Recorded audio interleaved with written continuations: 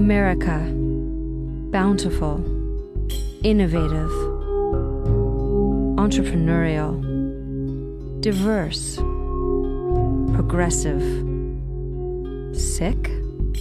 Americans get sick more often than Europeans and people in other industrialized countries, and they're getting sicker. Since the mid-90s, the number of Americans suffering from at least 3 chronic illnesses nearly doubled, and America's international ranking for infant mortality and lifespan also plunged. There are many reasons why this is taking place. One may be right in front of you.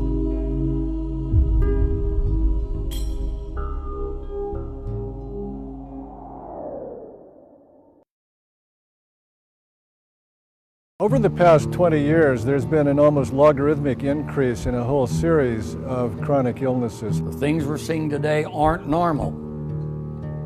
We didn't see them 30 years ago or 50 years ago. Illnesses that weren't epidemic before are now epidemic.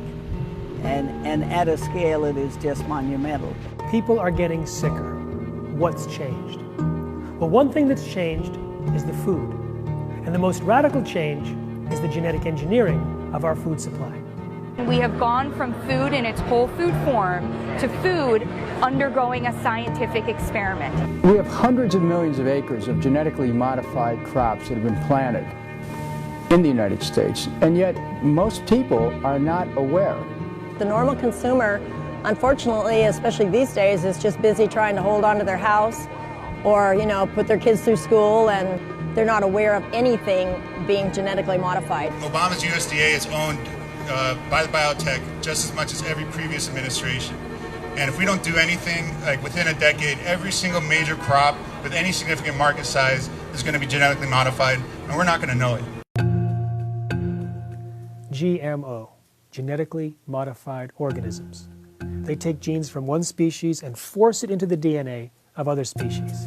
And they can mix and match between species that have never normally mated. So they have spider genes that they put into goats in the hopes that they can milk the goat to get spiderweb protein to make bulletproof vests. I'm not making this up. They've taken cow genes and put them into pigs so that the pigs have cowhides. They've taken human genes and put it into corn to make spermicide. And for the food we eat, there's 2 main categories. The herbicide-tolerant crops, they can spray them with herbicide and not kill them, or the pesticide-producing crops that produce their own toxic insecticide that if a bug bites those plants, it breaks open the stomach and kills them. So they're completely swapping genes between the normal species barriers, creating new organisms that were not part of the evolutionary process. General public has the impression that genetic engineering is somehow a precise science. More accurately, it's submicroscopic shooting from the hip. The very process of genetic engineering creates unpredicted side effects. You take a gene and make millions of copies, and then put them in a gun, literally, and then shoot that gun into a plate of millions of cells. And then you clone those cells into a plant. Typically what they will put onto that is a virus or a part of a virus in order to turn that gene on. Now the process of insertion plus cloning creates massive collateral damage. There can be hundreds or thousands of mutations up and down the DNA, and hundreds or thousands of genes can change their levels of expression in the naturally functioning plant. This creates unpredicted side effects. From a biophysics perspective, when we look at the signature now of that entire gene sequence, it's foreign. It does not exist anywhere in nature. And therefore our immune system, which is truly a grand electromagnetic sensor system, looks at that material, that gene sequence that is supposed to be food, whether it's soy or corn or whatever it might be, looks at that and says, I've never seen that sequence ever. It doesn't exist in nature, it's foreign, it attacks. It creates an inflammatory reaction and attacks that sequence. Many of the diseases that we deal with, in fact, most of the diseases that we deal with have as a source inflammation. Many of them, the source is inflammation in the gut, which is, of course, the first interface between the body and any kind of food, including GMO food. In 1996, genetically engineered soy and corn were introduced into the American diet. Since then, numerous digestive disorders related to gut inflammation have been on the rise in the U.S. population. Is this just a coincidence? But inflammation creates additional serious disorders unrelated to digestion. So I think we should probably look at allergies. I'm sure we should look at autoimmune diseases and, basically anything that's related to inflammation. Heart disease, kidney disease, diabetes, it doesn't stop. Thyroid disease.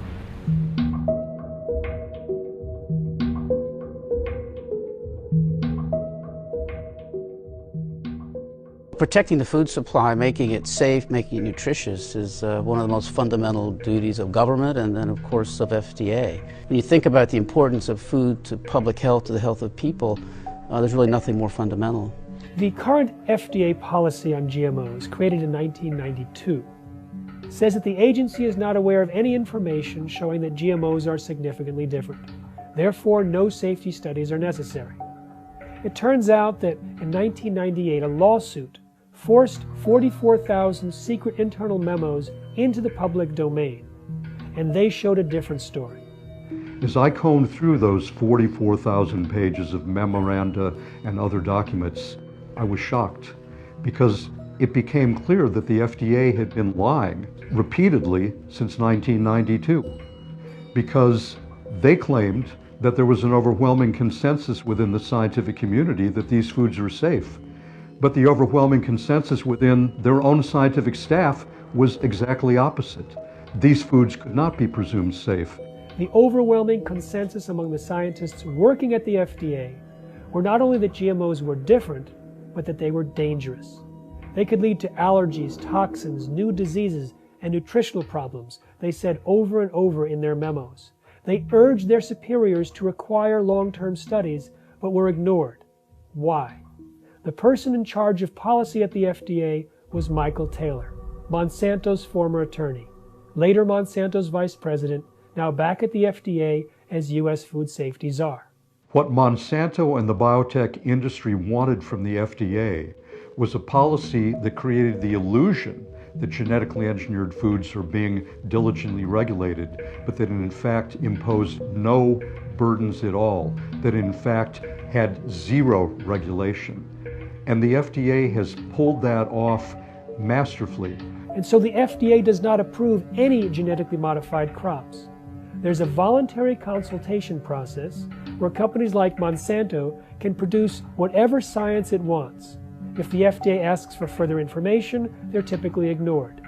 At the end of this meaningless exercise, the FDA produces a letter which reminds Monsanto that it's its responsibility to determine if the foods are safe. So the same company, Monsanto, that told us that PCBs, Agent Orange, and DDT were safe, and lied, can tell us if GMOs are safe. In fact, they don't even have to tell us. They can put it on the market without telling the FDA or to consumers. If they have been creating the kinds of problems that the FDA scientists warned that they could be, that the various scientists in our lawsuit warned about, that the expert panel of the Royal Society of Canada has warned about, that the British Medical Association has warned about, that scores and scores of other scientific experts have warned about, then there already could have been major damage created to the health of every American and to the health of coming generations. The FDA, the USDA, and the EPA are all responsible for different aspects of our food production, and they're signing off on this in a way that is, it's beyond outrageous. They've appointed known advocates of GMO food to positions like Secretary of Agriculture, Food Czar, important positions in which independent decision-making should be done. And appointing people that work for the main offender on this to those positions is insane. I think this is the most alarming thing that I have seen in Washington, that we would clear new, unique products for human consumption without careful, independent testing of these products. I can only think that money is the reason. The American Academy of Environmental Medicine took a very strong position against GMO because such research as has been done is very disturbing. The American Academy cited animal studies showing infertility, immune problems, accelerated aging, complications with cholesterol and insulin, and changes in the liver, kidney, spleen, and gastrointestinal system. And unfortunately, the American consumer for 20 years now has been consuming the foods that the FDA scientists said should not be on the market until they're proven safe, because the FDA continues to lie about the truth. When you have the power to manipulate the entire structure of evolution, it would be irresponsible for any scientist, no matter how wise, whether a Nobel laureate or otherwise, to take that power and to use it without a full appreciation of its consequences. The biotech companies do their own research. I call it tobacco science. They use the wrong control group, the wrong detection method, the wrong statistics, and their feeding trials are so short they could never identify things like cancer or reproductive disorders or birth defects. They've got bad science down to a science. No one has the right to play dice, to play roulette with the entire genetic integrity of life on the planet.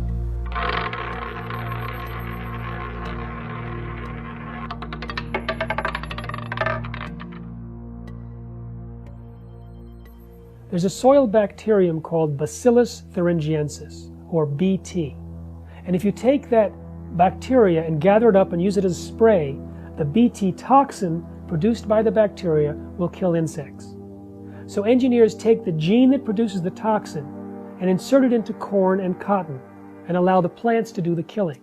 Every single cell within that plant is producing a toxic protein. BT is designed to break open the stomach of insects and kill them. So when the doctors hear about this, that BT corn was introduced into our diet in the mid-90s, they say this may explain the increase in gastrointestinal problems that they're seeing in their practice. But the EPA says, don't worry about BT toxin. It's completely harmless to human beings and animals because it only affects insects. However, a study that came out in February 2012 showed that the EPA got it wrong. It does break open little pores in human cells, and it might cause the same kind of disruption in our guts as it's causing in the insects that it kills. If Bacillus thuringiensis is causing an increased propensity for our intestine to become permeable or leaky and for foods to be presented to our bloodstream in a premature fashion, the havoc that it will cause will be across the entire spectrum of disease, from premature aging and Alzheimer's to Parkinson's to autism to cancer to asthma. There is no part of the spectrum because we start the same as if you buy a brand new car and it says on that it's meant to run on gas and you go put diesel in it, you can expect it won't go very far. So when you put the wrong fuel into your body, and by making your intestine leaky, we are permitting building blocks to go into our body that are the wrong fuel. They have not been adequately prepared by our digestive processes and by the simple fact that the healthy flora in our body converts our food to active things, like the right form of vitamin K is only elaborated in your body. Many of the foods that we eat are not in their active form until the healthy flora begins to work on them. And disrupting that flora is why we see so much of the eczema, so much of the asthma, so much of the allergies in our population. There's only been one human feeding study on genetically modified foods. And they found that part of the gene inserted into soybeans that make the soybeans Roundup ready transferred into the DNA of bacteria living inside our intestines and stayed there. Furthermore, that bacteria was not killable with Roundup, suggesting that the gene remained active. This means long after we stop eating genetically modified foods, we may still have these genetically modified proteins produced continuously inside of us. They never checked to see if the BT toxin gene transferred from, say, corn chips into our gut bacteria and continued to function. If it does, it might turn our intestinal flora into living pesticide factories. This might explain why 93% of pregnant women tested in Canada had the BT toxin in their blood, as well as in the blood of 80% of their unborn fetuses. The authors of the study suggested that the BT toxin came as a result of eating the milk and meat of animals that ate Monsanto's Bt corn. But I think a more plausible explanation is that the Bt toxin was produced continuously inside their own digestive tract.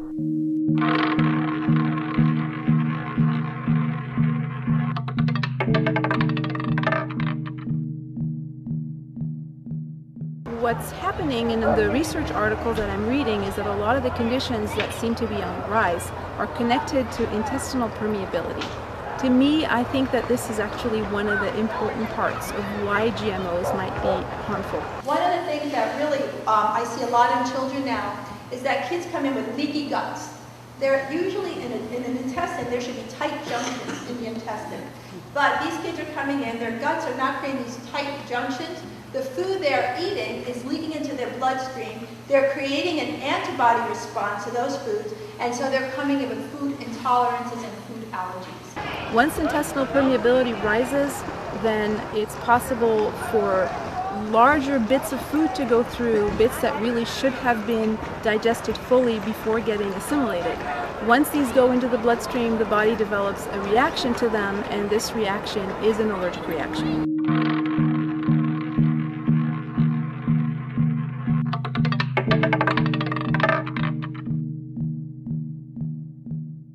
I have a son who has severe food allergies, and he got the food allergies back in 2009, August 25th, 2009 to be exact, and I have literally from that day forward have been on a mission trying to figure out how did my son get these food allergies. I found out that our food supply is genetically modified, and guess what? The food that my son ate on August 25th, 2009 was raw corn, the corn that almost killed him. All I could hear him go is and like itching. I'm like, what the heck is going on? And he has turned red. He couldn't breathe properly. I was in panic. I called 911. I was just like, I think my son's having a food allergy attack. It's okay. And I immediately took him to the doctors, and I got all these tests done, and sure enough, he's deadly allergic to corn now. 25, 30, 35 years ago, no one was allergic to anything. And now you have allergies. I have people with black pepper that couldn't have black pepper today. There's, celiacs that have wheat, gluten allergies.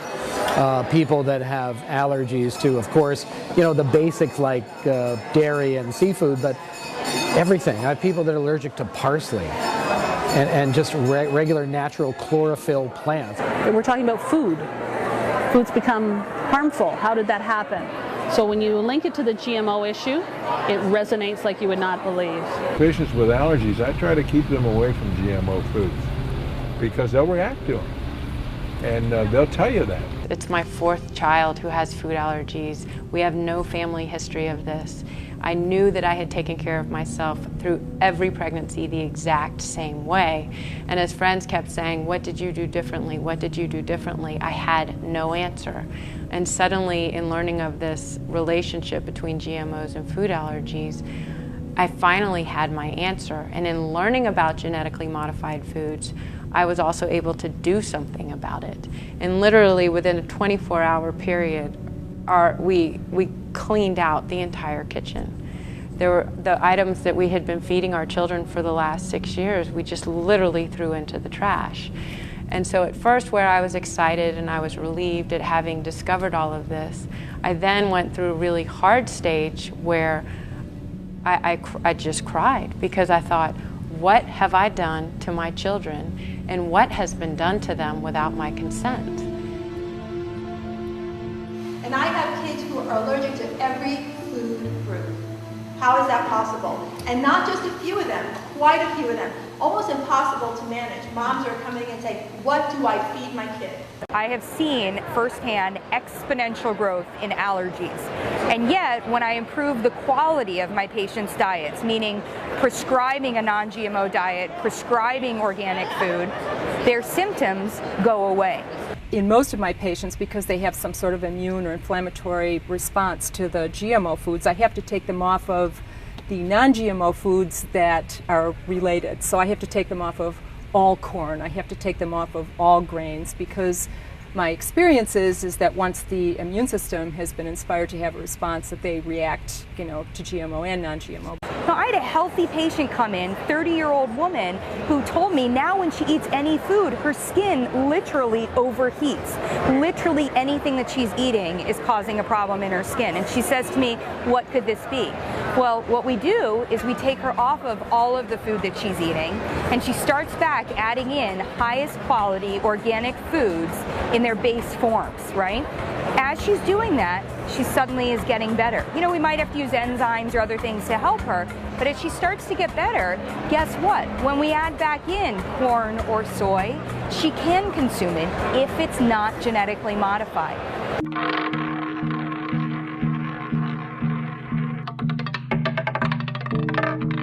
I'm concerned about all the health issues that I'm seeing, but the one that I am most alarmed about is autistic spectrum, which is literally skyrocketed.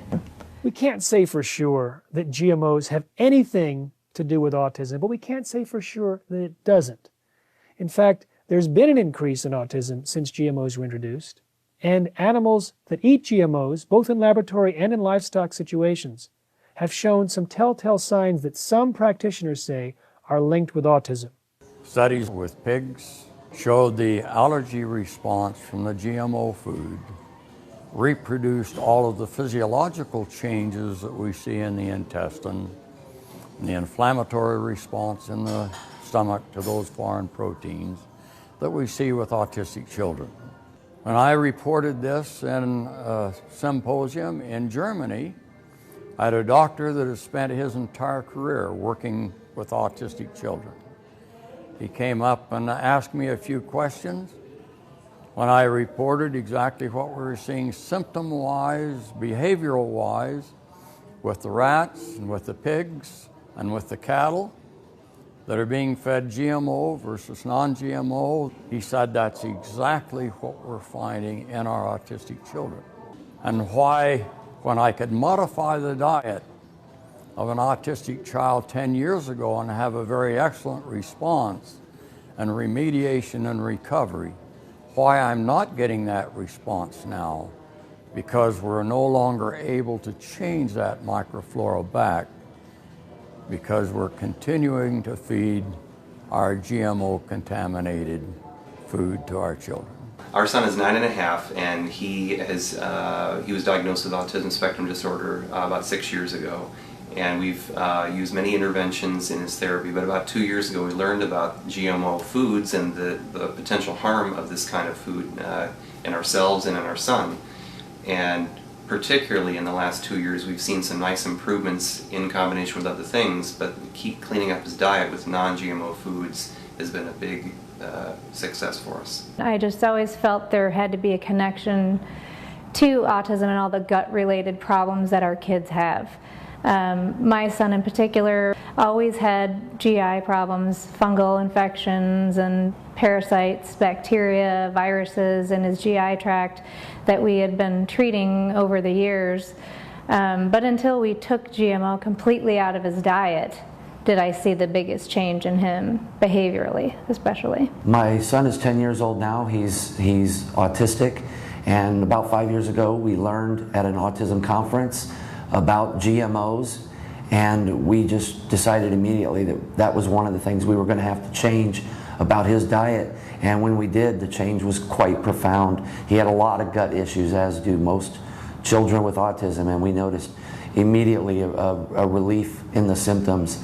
The bloating and the horrible bowel movements seemed to subside substantially, and now his gut is like a neurotypical kid. It's really amazing. And we haven't done much to his gut other than get him on an organic diet and get him away from the GMOs. The vast majority of genetically modified crops are engineered to make it easier for farmers to kill weeds. For example, Monsanto's Roundup Ready crops, which comprise most of today's GMOs, can survive applications of Monsanto's best-selling weed killer, Roundup. The active ingredient of Roundup is called glyphosate, and it was patented as an herbicide by Monsanto in 1974. But 10 years earlier, it was patented as a broad-spectrum chelator. Now, chelation is the molecular level of hugging and not letting go. The way that it kills weeds is it makes the nutrients unavailable to the plant, so it weakens the defenses of the plant. Then it promotes the diseases in the soil, which end up killing the plant. Now, this means that plants treated with Roundup have a reduction in available nutrients. They're weak and they're sick. The animals that eat the nutrient-deficient plants, they become nutrient-deficient and weak and sick. Then we eat the animals and the plants that are nutrient-deficient, and we may become weak and sick. In addition, the residues of the Roundup in the plant can end up in our bodies where they can chelate, hug some of the nutrients that are in our bodies, making them less available as well. In areas, very often right to the row specifically where the glyphosate was applied, those plants are getting sicker earlier. Tissue tests are documenting deficiencies in manganese, copper, and zinc. As a result, the food is less nutritious. It's showing up in the animals, and glyphosate use is doing it, and it's following and working its way right up the food chain. Those deficiencies are very well documented as being factors in animal diseases as well as in human diseases. You really need a balance of all the nutrition, all the nutrients, to keep this physical body really functioning in all the areas, because all of them are mutually supportive and interdependent. Basically, if you had one trace mineral and you were looking at a specific disease, you would see an animal survive and respond to treatment, this type of thing. If you got two trace minerals that were deficient, you had a more virulent, in other words, a more aggressive disease pattern, even with the same identical disease. And when you got to the three elements that were severely deficient, then things really got serious. To the point that they probably wouldn't respond to treatment, and we'd have a very, very high death loss. What do livestock in the United States eat? Roundup Ready crops. Roundup Ready soy, corn, cottonseed, canola meal, sugar beet pulp, and now alfalfa. The bulk of their diet is Roundup Ready crops. And those crops are nutrient deficient and have high concentrations of Roundup.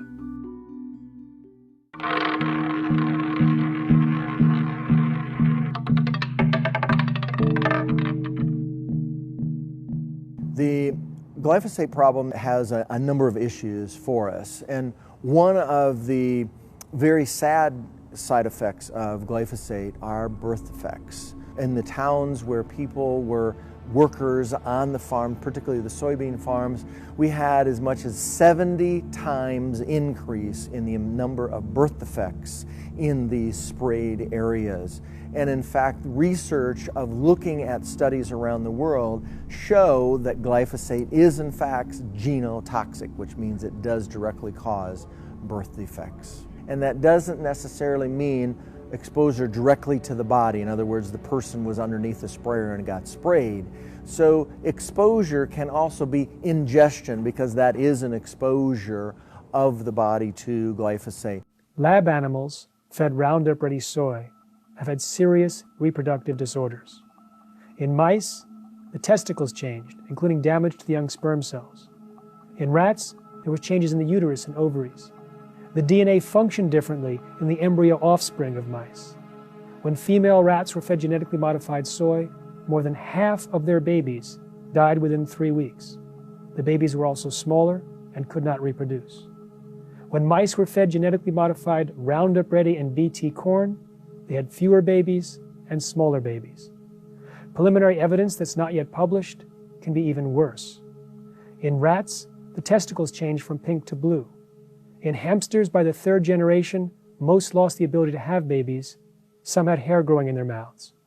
This is astounding research, and yet it's never followed up. Typically, the industry distorts or denies the findings, pretending that there's no problem.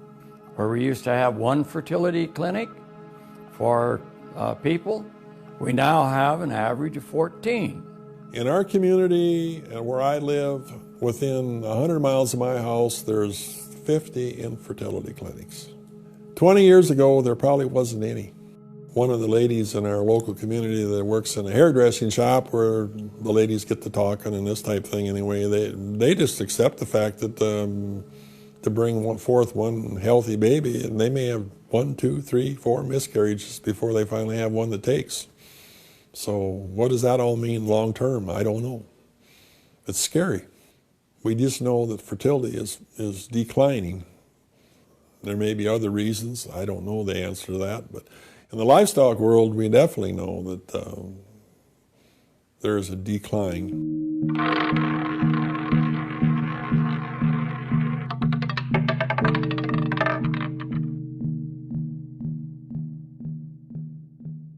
There's a virtual epidemic of reproductive disorders in the livestock in the U.S.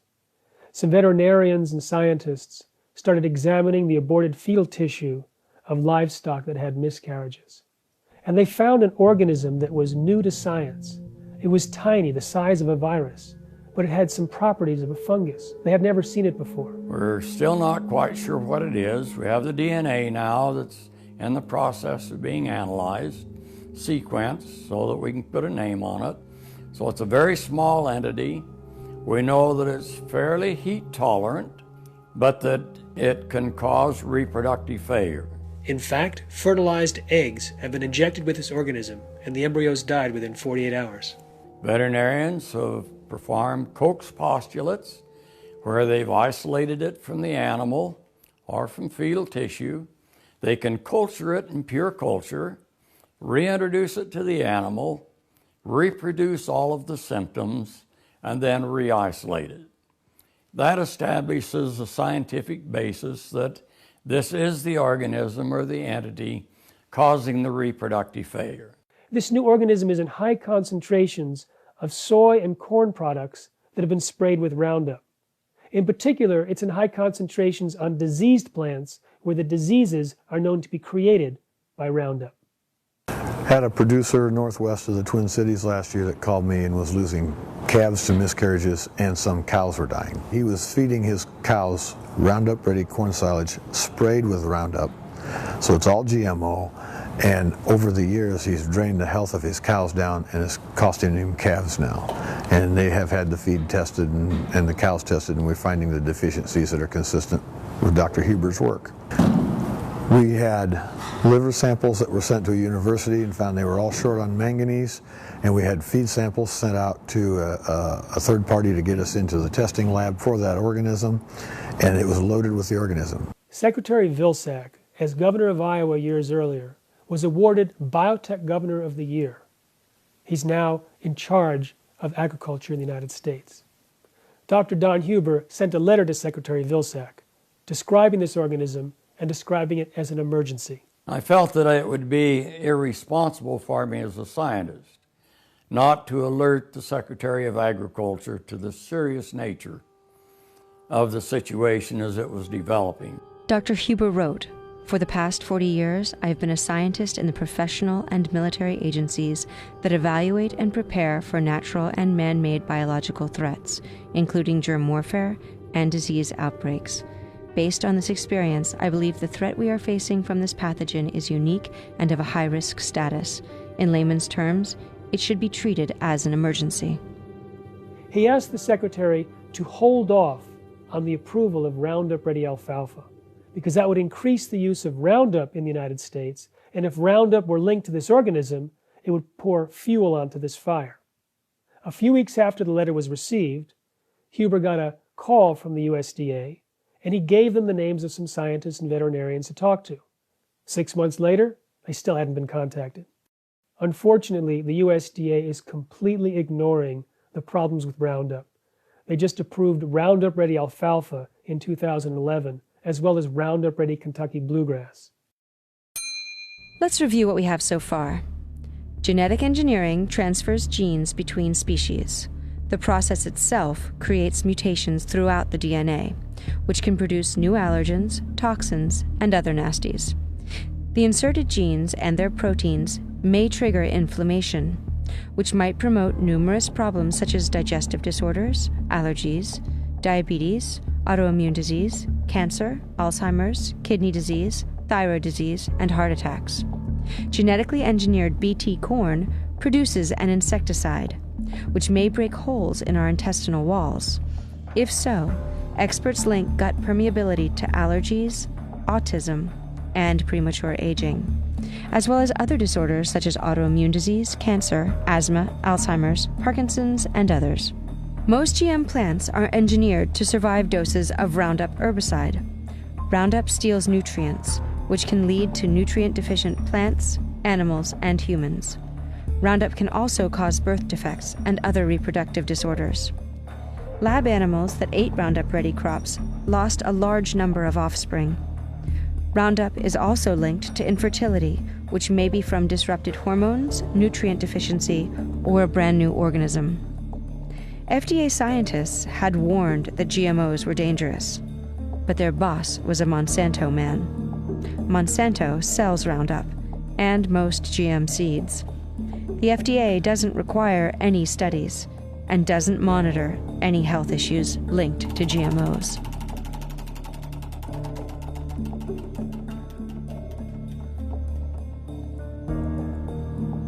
I've been writing a syndicated newspaper column called Animal Doctor for about 40 years.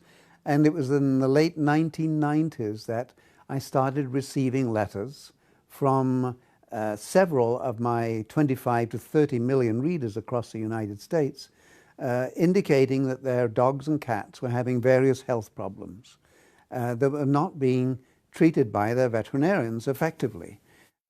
These problems were persisting.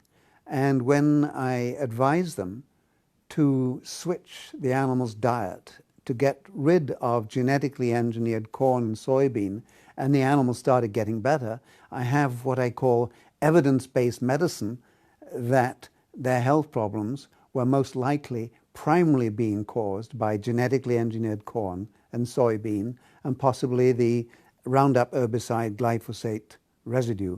And I have at least 40 to 60 letters on file testifying to these magical cures, which the veterinarians were missing.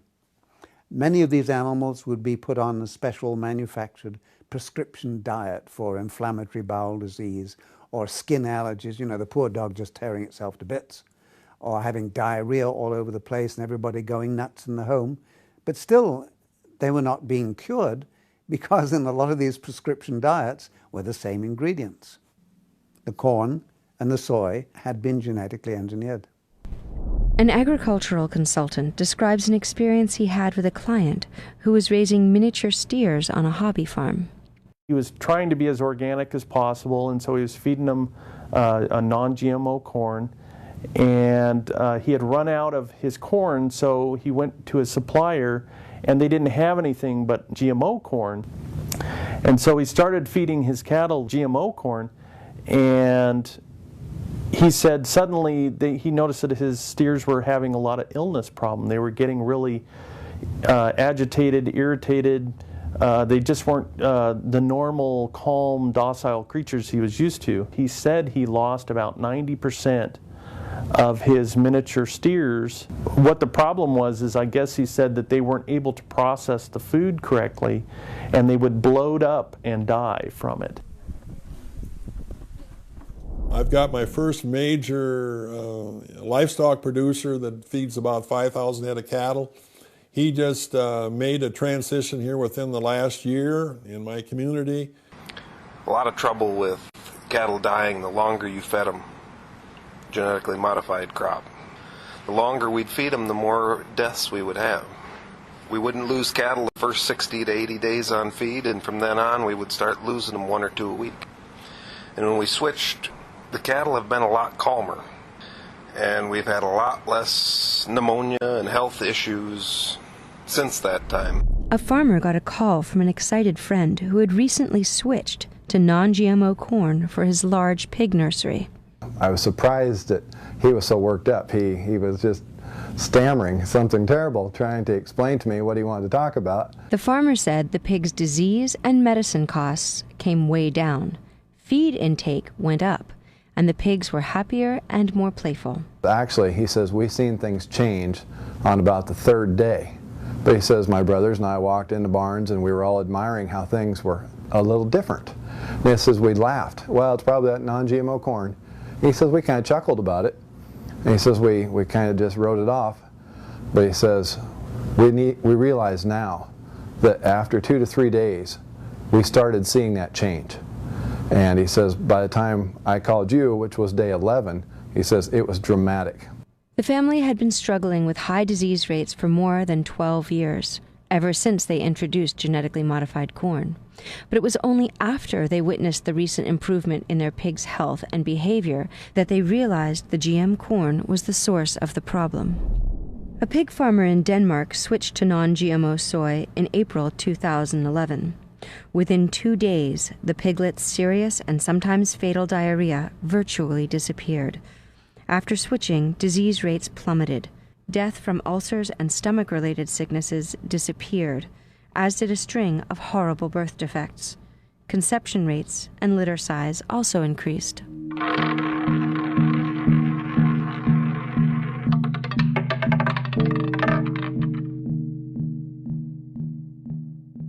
Ozelac is the single most tested new product in history and is now available to you specifically so you can increase your profit potential. Monsanto scientists took cow genes and put them into E. coli bacteria so that the bacteria produces a hormone for the cow. It's injected into cows to increase milk supply. Nicknamed crack for cows, it revs up their metabolism. Now it also produces more mastitis, a painful udder infection.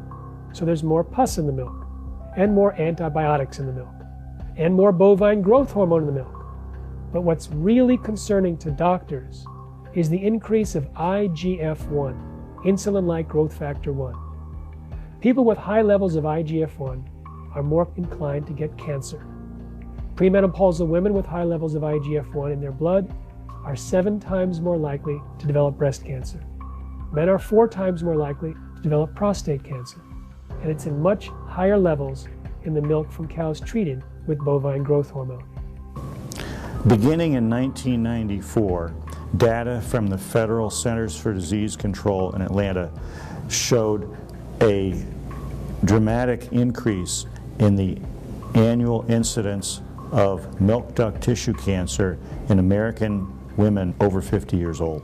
The milk duct tissue cancers are among the most vigorous growing and most deadly. This increase over the ensuing 5 years resulted in a 55 to 60% increase in this type of breast cancer.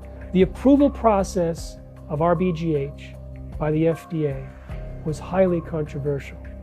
When Canadian scientists from Health Canada reviewed how the FDA approved RBGH, they said the whole thing was a facade. The data that we had on BGH showed there was enough evidence to reject it outright. The US FDA said they didn't get the same data. Then they said they did get it, but only summary.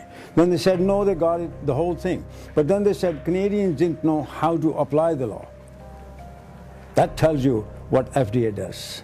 Now, RBGH is banned in Europe, in Japan, in Australia, and New Zealand.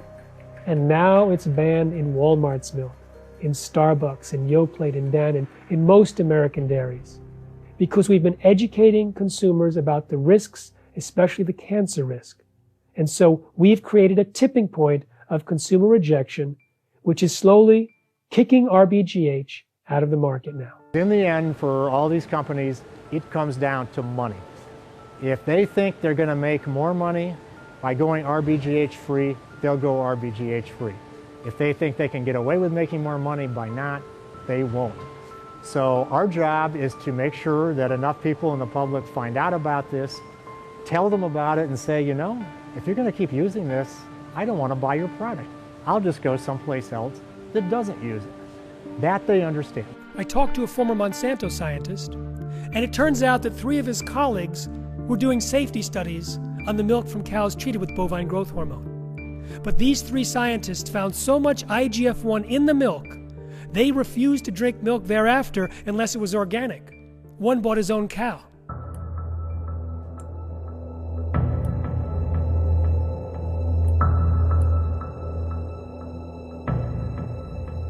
Children are particularly more sensitive to GMOs for several reasons than adults. Number one is they have higher metabolic rates. They metabolize food quicker. They need more food. And their cells are changing quicker. They are growing rapidly. So they have a higher cell turnover. They have higher metabolic rates, higher respiratory rates, so they require more nutrition. They eat more. And number two is that children are more sensitive to smaller doses of toxins than adults. We don't respond to toxins the same way. Their immune system is not prepared for it. They're not able to digest properly. They don't have the enzymes available to them. They don't have their gut bacteria completely developed yet. The question of this bioaccumulation of toxins might be higher in their bodies. They have a smaller body mass. So for all those reasons, children are more susceptible. I tell all of my pregnant women how to serve their children non-GMO foods. We have them eat non-GMO food for at least 2 weeks. At least 2 weeks before trying to conceive, preferably longer. Because we know that if mom doesn't, that any gene changes that can be passed on to the baby can be passed on to future generations, and it's a new field of genetics called epigenetics, and that's what I'm worried about. That I thought in the old genetic days, we thought that genes weren't so mutable, and we now know that's not true. That they can change expression and quickly, and it's passed on. If the mother eats the genetically engineered foods, it is going to affect the development and the growth of her child. It's one more factor to throw into the uterine fluid that is not good, and it will cause disaster in time.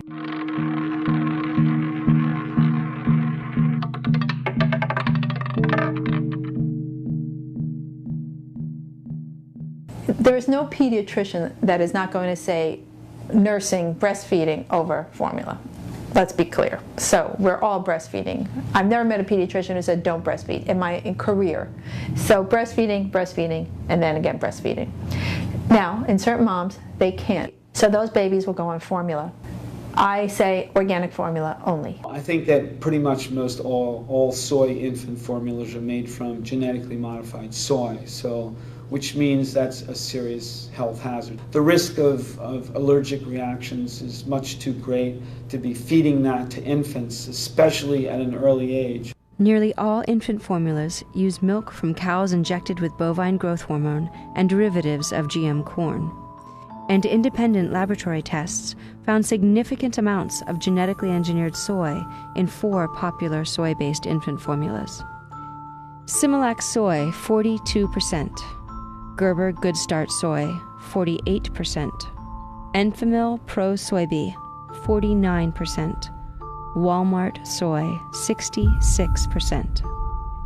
The U.S. government's WIC program provides free formula to over 2 million newborns, but only the genetically engineered varieties. When I first discovered that GMO was in infant formula and infant food, I was outraged, honestly. I didn't know how that could have happened in this country, and I felt guilty as a mother for not knowing that it was in there and I was feeding something harmful to my child. But once I learned it was in there, it was cold turkey, just everything got thrown out, and we started from scratch. They're really vulnerable, and we're giving their parents, before they're born, feeding them GMOs. And we know that things can get into the fetus, like Bt toxin and Roundup. And then we're feeding them infant formula with genetically engineered corn and soy, and the milk from cows injected with bovine growth hormone. What are we doing to our children?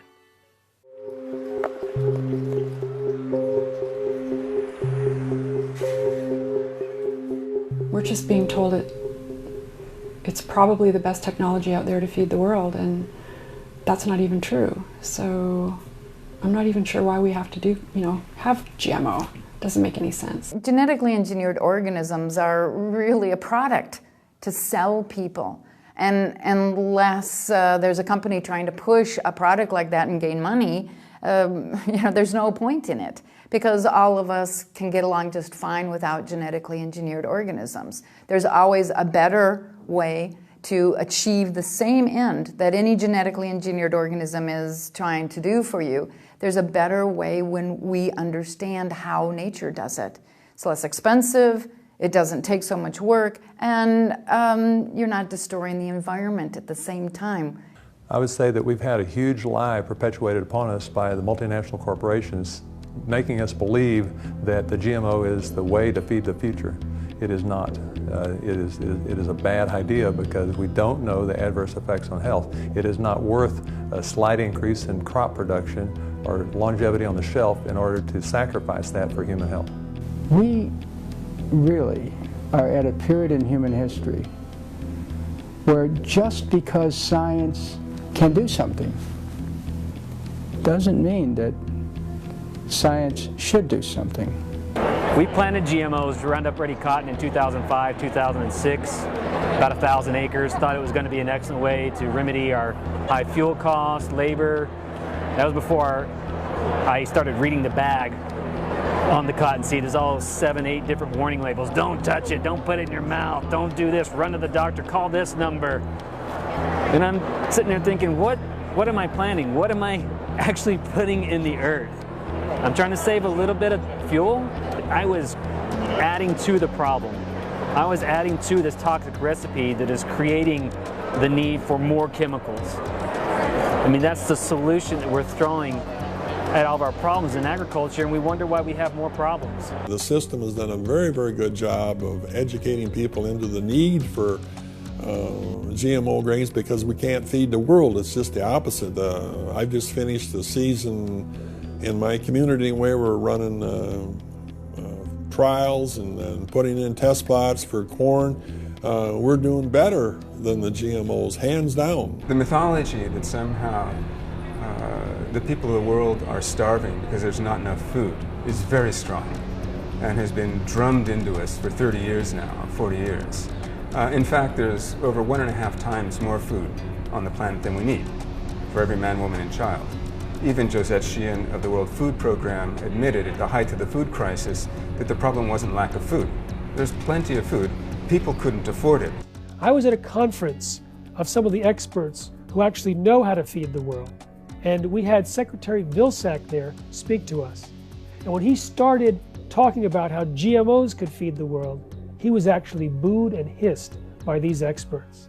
The evidence does not exist to support the claim that GMOs are going to be the way forward to feed the world in a way that's sustainable and equitable in the future. The world can feed itself. The world has always fed itself. The world has enough food.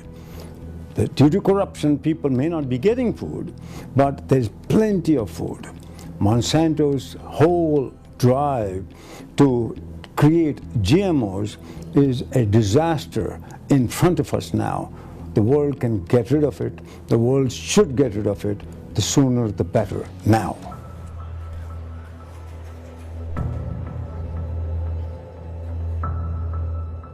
There's a lot of GMO myths about what GMOs are supposed to do or can do. They're supposed to increase yields. Well, in actuality, they reduce average yield. Look at the Union of Concerned Scientists report, Failure to Yield. There have been studies done on millions of farms in developing nations showing an average increase of yield of 79% for sustainable techniques, not for GMOs. In the United States, GMOs grown side by side with organic show no difference for soy and corn, except in times of drought where the organic outperforms the GMOs. They also say that GMOs are supposed to increase farmer profit. Well, that's not true. Essentially all of the independent studies, and by that I mean a study not paid for directly or indirectly by the biotech industry, all independent studies conclude that GM technology has been close to an economic wash. They said GMOs would increase U.S. exports. The opposite happened. We lost 99% of our corn exports to Europe. The biotech industry has claimed for years that herbicide-tolerant crops reduce the pounds of herbicides applied. And while that's true for the first few years after a new herbicide-tolerant crop variety is introduced, after a few years there's shifts in weeds and the beginning of resistance emerges, and we see a steady incremental rise in herbicide use. A study found that 323 million more pounds of pesticides have been applied on genetically engineered crops compared to their non-engineered counterparts in the U.S. We've got 10,000 acres of cotton in Georgia that are now resistant to all herbicides, including glyphosate. So guess how they're controlling them? They're having to use machetes. Glyphosate's no longer working, so now they want to get crops that are engineered with 2,4-D. For those of you that are too young to know that, that was one of the components of Agent Orange, so that's not a benign herbicide. There is so much increase in the use of Roundup. It's now found by the U.S. Geological Survey in 60 to 100% of the air samples, the rain samples, and the water samples. It's in the urine of city dwellers. It's in the blood of pregnant women. It's in their fetuses. It's everywhere. It's a scam. This is a money-making scam for these billion-dollar corporations. It's not going to improve our quality of life. It's not going to improve anything that happens within nature. It's not about feeding the world. It's not about the blind will see and the lame shall walk. It's about chemical companies selling chemicals. When I heard the Monsanto master plan, I was stunned. The goal of Monsanto was to replace all natural seed, to have all global agriculture completely driven by genetically modified seed, and to create a market for the chemicals associated with those genetically modified seed. There was no sense of nature. There was discussion of how to eliminate natural seed. When I get in discussions with people, they say, well, the government reviewed them, the government's approved them, there were mountains of studies done. They couldn't have gotten it that wrong, and if it was so bad, somebody would speak up about it. But in reality, the few people that have spoken up about it have paid a high personal and professional price for it. The attacks on people who have raised questions about this technology are very well covered. They're no secret, and they've had a very chilling effect on the willingness of other scientists to even want to carry out the work. One way to discourage scientists from working in an area is to show them that if they happen to come up with findings that don't jive with the PR message from the biotech industry, and if they were to go on and publish their results or talk about them at a professional meeting, that their dean is going to be visited by a contingent from the companies. Politicians at the state level will be visited and said, gee, you know what's going on in the agronomy department at the university? There's this professor, he's out to hurt your farmers. You better call the dean up and get that person back on message. And this happens absolutely routinely. And quite frankly, because of the direct investments of these companies in our universities, new professors know very well that if you expect to get tenure, don't do any negative research on GMOs. When I spoke to the United Nations about the dangers of genetically engineered organisms, and then I returned to my department at Oregon State University, I soon afterwards received a letter from a past president of Oregon State University, basically saying that if you didn't believe in the technology, if you weren't heart and soul into this industry, this technology, that you really didn't belong at Oregon State University. It's just remarkable the degree to which a single company has been able to dominate what gets discussed, how it's discussed, and who is willing to participate in that debate. Researchers have a hard time getting a hold of seeds in order to carry out research because Monsanto, Syngenta, and DuPont will not give the seeds away for research. They keep the seeds, they do their own research, which supports their own industrial objectives. So it's very difficult to do research, and then once it's done, it's very hard to get out there. Many researchers that are involved in working on GMO crops are severely penalized. They've lost their jobs, they've had their funding canceled, lost been moved out of their laboratories. As soon as you go up against these multinational corporations, they try to shred your reputation. They try to suggest that your methodology is inappropriate, is not right. Ultimately, the buck stops at the scientist evaluating. That's me. Then if I agree, then I'm part of the corruption. That's happening. If I don't agree, I get fired. I chose to be fired. Dr. Arpad Pusztai, one of the leading researchers in the world in his field, was given a grant of $3 million to figure out how to test for the safety of GMOs. His research was supposed to create the protocols that would be used for approvals in the EU. He put rats through his protocols, and it turns out the process of genetic engineering was inherently unsafe and caused potentially precancerous cell growth in their digestive tracts, smaller brains, livers, and testicles, partial atrophy of the liver, damaged immune system in just 10 days. When he went public with his concerns, he was a hero for about 2 days at his prestigious institute. Then 2 phone calls were allegedly placed from the UK Prime Minister's office, forwarded through the receptionist to the director. The next morning, Dr. Pusztai was fired from his job after 35 years, silenced with threats of a lawsuit. His 20-member research team was disbanded. They took away the data. They never implemented his protocols. Instead, they embarked on a campaign to destroy his reputation. In Argentina, when the scientist Andres Carrasco was planning to give a lecture to a group about Roundup and its link to birth defects, an organized mob of about 100 attacked him. He was able to make it into his car, where he locked himself in, but they beat his car for 2 hours. His friends were not so lucky. One was knocked unconscious, the other paralyzed.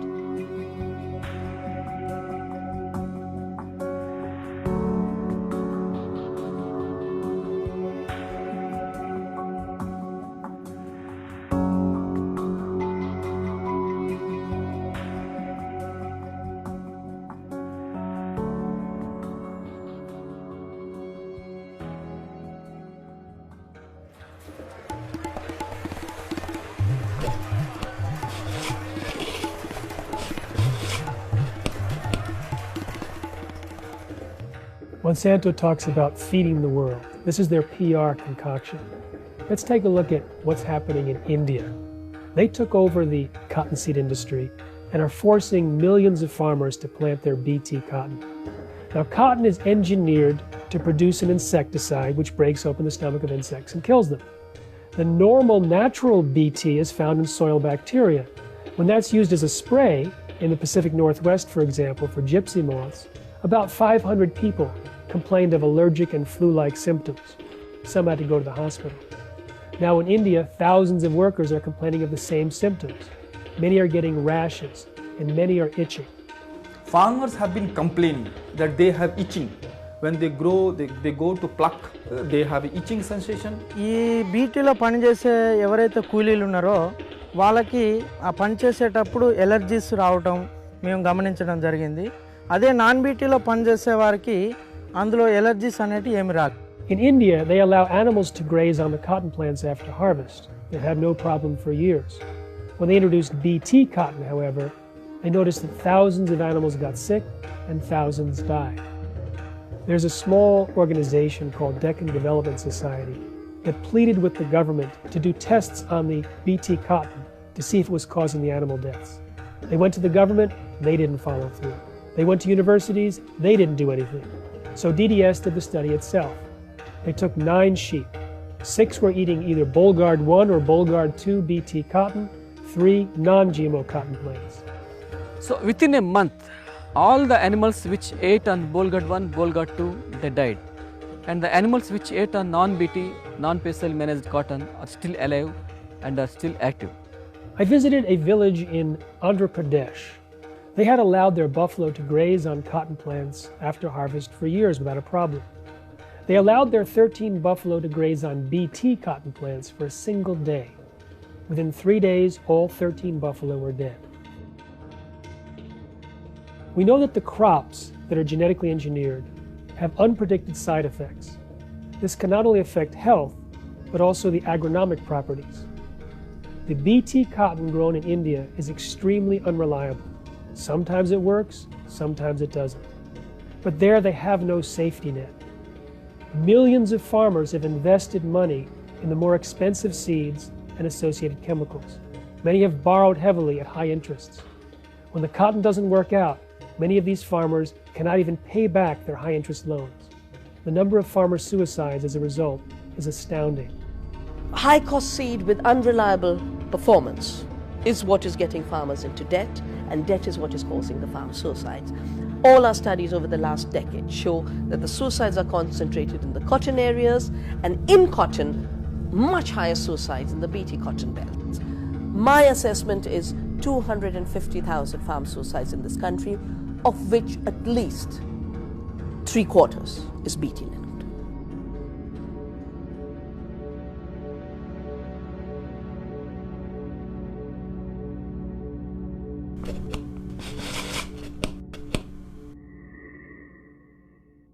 A farmer in South Africa was growing genetically engineered corn and feeding it to his animals. His dairy cows were having problems with milk production, arthritic-type conditions, infertility, and short lifespans. The pigs were also affected. The biggest single thing was reproductive failure. They'd have respiratory issues, things like pneumonia, for instance, and then they'd also get scours or diarrhea to the point, anyway, that they would succumb to death. They would be cannibalistic. They would literally eat the tails right off each other. You know, Dr. Scow, he said, "You've told me so many things, we've discussed so many things. Can you narrow it down to just one simple thing I can go home and do?" And I says, "Yeah, very easily to do." I says, "Go home and never, ever put another GMO product on your farm." After growing non-GMO corn and feeding it to his animals, within a few weeks, the health problems disappeared. So he went along for about 5-6 months until he ran out of his feed supply. And guess what? The only feed available was, again, GMO-based feeds. The dairy herd within 60 days was right back in the same mess it was before. The swine herd took about 3 months, and they were right back in the same predicament that they were before. In South Africa, corn is the staple, eaten 3 times a day. The 50 to 60 workers on this farm were eating only the GM corn grown there. They were likely eating more genetically engineered food each day than any group in the world. The health issues that they was running into was things like upper respiratory, colds, runny noses, just an achy feeling similar to like having the flu, and headaches, severe headaches. About once or twice a month, he'd have one of his laborers come to him, and these were not older people, these were younger people in their mid-20s through mid-40s. And he'd notice one very dramatic thing. He'd see the individual, and they'd be talking and looking at each other in the eye, and one eye would go this way, and at the same time the other eye would go this way, so they didn't track, like turning one way or the other. Now, when he noticed that, or that occurred, normally that person would be dead within 24 to 48 hours after seeing that particular symptom. When the farmer harvested non-GMO corn for his animals, the workers also switched to non-GMO corn. His labor force had cleared up completely of the health issues they were having, why they were on the non-GMO. And then he ran out. It took about 30 to 40 days, and they were right back in the same predicament as before. Since then, I've heard from him a time or two, and he says now he has all non-GMO, and thanked me for the advice of never planting another GMO.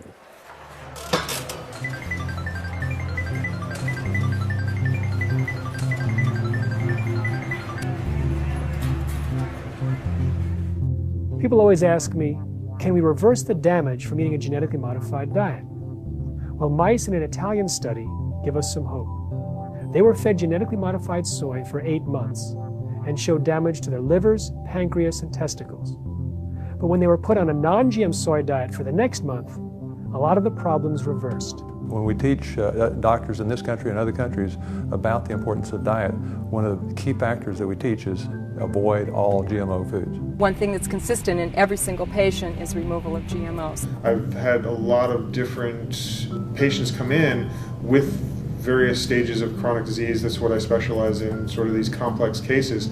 And by changing the diet around, changing their nutritional status, a lot of the things that they come in with literally just go away. Of course, GMO isn't the only thing that I do. I would never just do that. I use whatever works for patients individually. We look at what they're eating, and we take out the genetically modified foods and the industry foods, and they all get better. So it pretty much takes from 2 days to 2 to 3 months, and some people continue to recover over a couple of years, but it never doesn't work. We have to somehow or other educate the public so that they understand that they have a choice. They don't have to eat genetically engineered foods.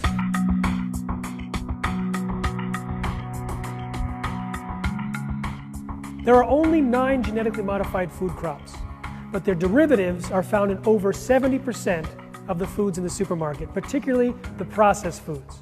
There are 4 ways to avoid GMOs. Buy organic, buy products that say non-GMO, buy products listed in our non-GMO shopping guide, or avoid the at-risk ingredients altogether. Principally soy, corn, cottonseed oil, canola oil, and sugar from sugar beets. Most of those crops are genetically engineered. So if it's grown in the US and it doesn't say organic or non-GMO, it's genetically engineered. If we can avoid those, I think certainly that would be a big step in improving people's health in terms of allergies, autoimmune disease, and a lot of conditions that we don't really even know too much about. Also, aspartame is derived from a genetically engineered microorganism. Just Google aspartame and symptoms and camp out for a few hours. You'll never eat aspartame again.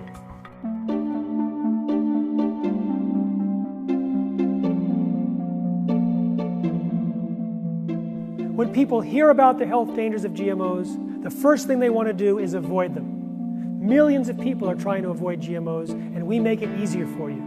Go to non-GMOshoppingguide.com and find thousands of products that have been verified as non-GMO. Or download the free iPhone application, Shop No GMO, or get our booklet. It makes it much easier for you to shop for healthier non-GMO products. And we're very thankful for the organizations that are now certifying products that are non-GMO so that we can have that assurance that we're buying something that we support. And when you look for non-GMO labels, look for Non-GMO Project Verified. They're a third-party verifier, and they back up the claims that companies make. The Non-GMO Project is a nonprofit organization that's committed to preserving a non-GMO food supply, educating consumers about the GMO issue, and providing verified non-GMO choices. In the last year, sales of Non-GMO Project verified products have gone from $348 million to over $1.2 billion. So the growth is incredible. It's 219% growth, and that's because so many more brands are enrolling, because so many more consumers are asking for it. We have close to 400 brands that have enrolled in the Non-GMO Project, 6,000 products at this point, 4,000 of them are verified. And the commitment of these companies is coming from consumer demand. People are asking for non-GMO choices. They don't want to be part of the GMO experiment. They don't want to feed GMOs to their families. And companies in the organic and natural products industry are really stepping up by getting their products verified and getting them labeled so that people can opt out of the GMO experiment. Currently, there are no legal requirements in the U.S. to label a product containing GMOs. The failure to disclose in this, to me, is the real issue. Europe labels these things, Australia labels these things, Asia labels these things, and yet here in the U.S. we've all just been blissfully ignorant. I have a problem with that because it's not in the best interest of my family. It's hard enough as a mom to have to go in and read every label. Your time's limited, and you really have to be knowledgeable about it. It should have been in there all along. I feel like we were tricked. We're all part of a large, uncontrolled experiment, and we aren't getting answers because we don't know who's eating genetically engineered food and who isn't. So we have no way to do the studies. I suspect that this is the intention of the manufacturer. Let's so confuse the situation that no liability could ever be ascertained, even if there is a big problem. Right now there are about 5 million kids with food allergies, and there's no way of knowing what is in the food that you're feeding your child unless it's labeled. These products are on the shelf before you even know they are, and now they're in everything. I don't want to be a human lab rat, and I certainly don't want my 2-year-old daughter to be a human lab rat. So if there is no problem with GMO food, then why don't we just label it? If it's not a problem, I say label it. And so that is coming down the pike. It's a 2012 ballot initiative campaign to label GMOs, and I say support it.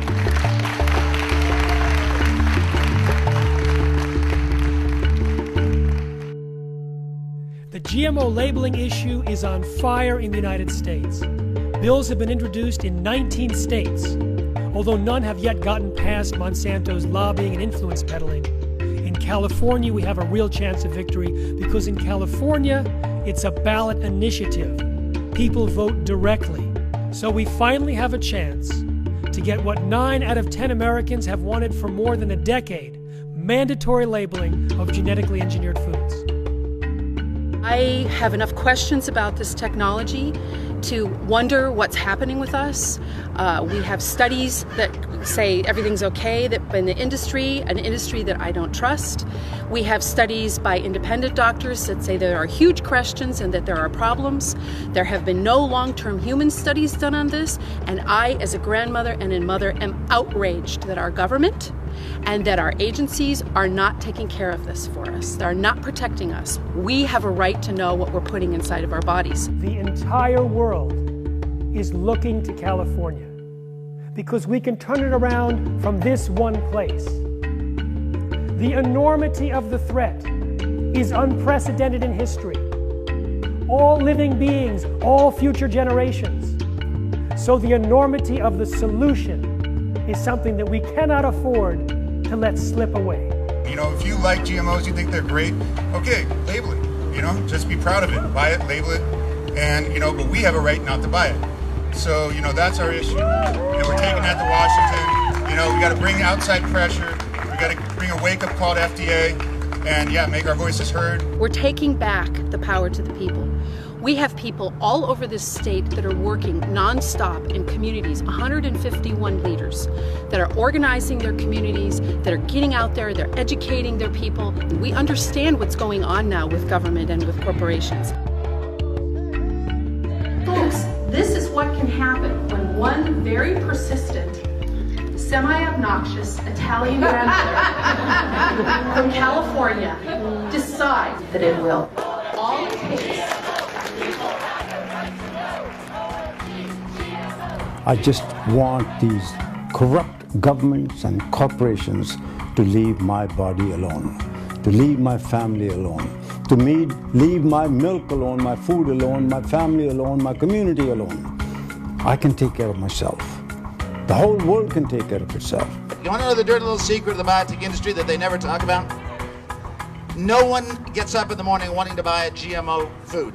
No one, not a single human being on earth gets up and says, boy, I can't wait to go to the supermarket and buy a GMO food.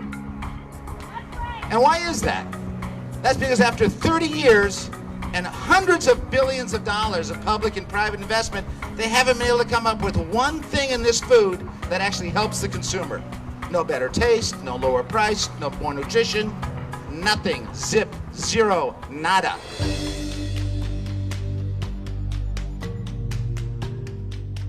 How do we get rid of genetically engineered foods? It's much easier than you think. And we don't have to ask the government for a bailout. We can do it ourselves. In Europe, when they achieved the tipping point of consumer rejection at the end of April 1999, within about a week, most major food companies committed to stop using GM ingredients. They had become a marketing liability. In the United States, as parents became aware of the cancer link to bovine growth hormone, it was kicked out of most American dairies. How many Americans will it take avoiding GMOs to create a tipping point in the United States? We think only 5%. Why? If the same food companies that already kicked GMOs out in Europe see even a small drop in market share in the United States that they can directly attribute to anti-GMO sentiment on the rise here, they will get rid of it here like they already got rid of it in Europe. It becomes a food industry sell signal, getting rid of GMOs, and we can do it ourselves. These companies are parasites. They don't care. They want to make money, they want to run governments, and they are right now running governments. I don't know how long, but I think their time is running out. While you can't control what was produced yesterday, by what you spend today, you get to control what is produced tomorrow. Moms and consumers are the ones that are going to make this change. They're going to be the ones who are going to drive the change. If we demand that products be safe and healthy for our children, if we refuse to purchase products that we know are genetically modified, then the industry is going to have to respond, because at some point, mothers are the ones that are out there buying 80% of the consumer products, including the food supplies and the cleaning supplies and whatnot. And if we stop supporting those companies that are doing this, then they're going to feel it in their pocketbook, and unfortunately, I think that's where it really matters to them. A mother protecting her child is one of the most fundamental forces in nature, and most women would do anything to protect their child. And so to harness that power in a positive way is something that no one could mess with. This impacts everything and everyone. It's not just an agriculture issue, it's not just a food industry issue, it's an ever-living creature issue. It's the most dangerous thing facing human beings in our generation. Should you be concerned? I should think you'd be scared silly. Not only for your children, but for you. Why do you think so many people are sick now? We cannot tolerate what's going on any longer. We must stand up and be counted. We must write our politicians. We must talk to the people at the store and say, I'm not going to buy it unless it says not genetically engineered. I think we now can change the system. The world is ready. Sometimes we hear that Monsanto can't be beat, that the genie's out of the bottle, or the genes are out of the bottle. But that just is not true. In the last 15 years, you and me and all of us, we have defeated genetically engineered tomatoes. They don't exist. Genetically engineered potatoes, they tried that. We got rid of that. Genetically engineered wheat. That was Monsanto's big try. All the wheat in the world to be genetically engineered, we defeated that. Genetically engineered rice, we defeated that. Genetically engineered biopharmaceuticals, this is when they were going to put all those vaccines into your food, that was defeated. Genetically engineered alfalfa, which is going to destroy our organic dairy industry. For 6 years, we have stopped that, and we're right in court to stop it again right now. Genetically engineered bent grass in all your schools and golf courses, we've defeated that. So they can be beat, they have been beat, and we will win. We will win this. It's in our hands. It's right in front of us. It's just a matter of avoiding genetically modified foods and inspiring others to do the same. And my new school, I'm going to try to get the GMOs away from there too. What are you going to do? Just keep on telling them, and then they'll probably get it away. What are you going to tell them? Stop doing the GMOs and start doing the good food.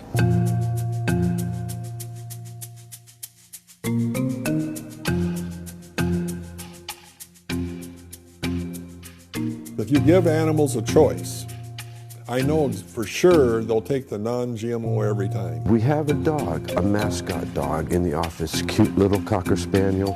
Her name's Chloe, and we decided, well, let's see if she can tell the difference between GMO and non-GMO.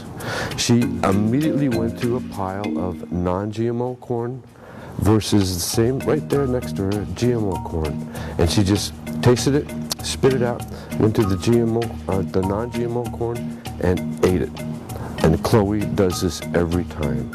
It's absolutely amazing. I have feed that I store in my garage for my livestock. Our non-GMO feed is stored directly beside a conventional feed. We have seen where the mice, the rats, the raccoons will attack our non-GM feed and leave the GM feed untouched. I obtained 4 or 5 cobs of genetically modified corn, took them home, threw them into my hens, which I thought they were going to eat them, but they just ran over like to eat them, but they didn't touch any of it. I set up a feeder side by side with the regular feed store feed, and the chickens chose the non-GMO feed naturally. They emptied the feeder without touching the other one, so I refilled it and I said, I'm going to play a trick on my birds. I flipped the two feeders from spot to spot, and the birds still chose the non-GMO feed, which was incredible.